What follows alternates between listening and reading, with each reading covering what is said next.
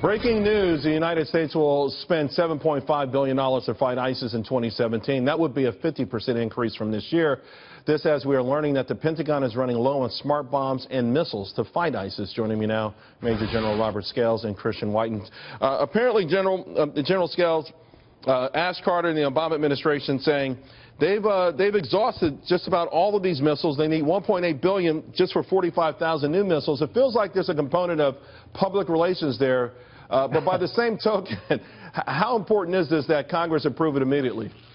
Well, first of all, Charles, you also recall that today Mr. Carter said that our #1 enemy is probably going to be Russia. Look, if our industrial base can't make enough bombs for 15 to 17 sorties a day against ISIS, how in the world will we have an industrial base that's able to support 1,000 to 1,500 sorties a day against a war in Europe? And this is only the tip of the iceberg. No one's mentioned readiness, or no one's mentioned modernization. The Army hasn't had a new weapon system in over 30 years and won't for another 10 years. No, the whole defense infrastructure, Charles, is starved for modernization, readiness, and materiel, and this is only the tip of the iceberg. I guess, Christian, this sort of puts on its head the Eisenhower military-industrial complex. To me, this is shocking that this request has to be made in the midst of this fight against ISIS.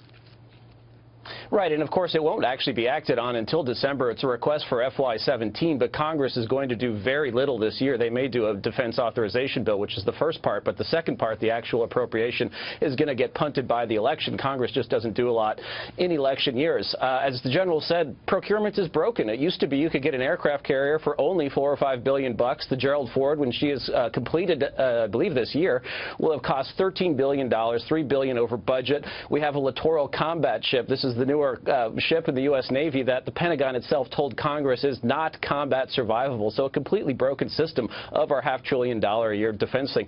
The flip side of this that's shocking is the amount of smart bombs that have been dropped on ISIS to no effect. ISIS has been stopped. It reached a point of natural exhaustion when it got through most of the Sunni parts of Syria and Iraq, but it's expanding elsewhere in Libya and Southeast Asia, etc. And this policy of just bombing them from drones really isn't working that well. Well, then what would work? Because it just feels like, again, General, that we're grasping for straws here. It feels always like part of this is sort of for public consumption. But to your point, both of you guys, the point that you're making is that with authentic military strategy and a commitment, it's still not there.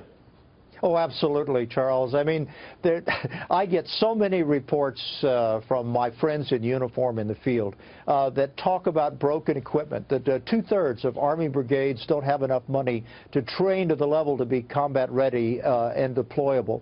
You mentioned the whole bomb thing. Modernization is simply off the table for both the Army and the Marine Corps. For Pete's sake, Charles, the Army and Marine Corps can't even afford to purchase a new rifle.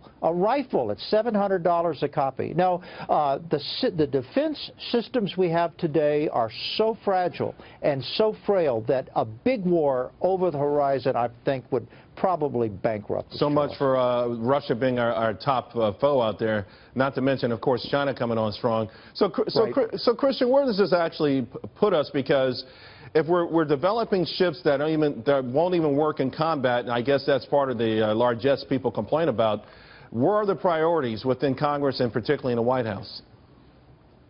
Well, there don't really seem to be any, because the whole, I believe, strategy of the Obama administration is not really to defeat threats that we face, but just to move them out of the inbox. And it's very concerning because, as Donald Rumsfeld said, he got in trouble for saying it, but it's absolutely true. You go to war with the military you have. It takes a long time to build up capabilities. That influences all of the rest of your statecraft. You know, we just are not prepared for a major conflict, for a major modern conflict with cyber war, right, with forests being projected into Asia and Europe. All right, guys, leave it there. Again, one of our favorite generals and one of our favorite foreign policy / military experts. Thanks a lot, guys.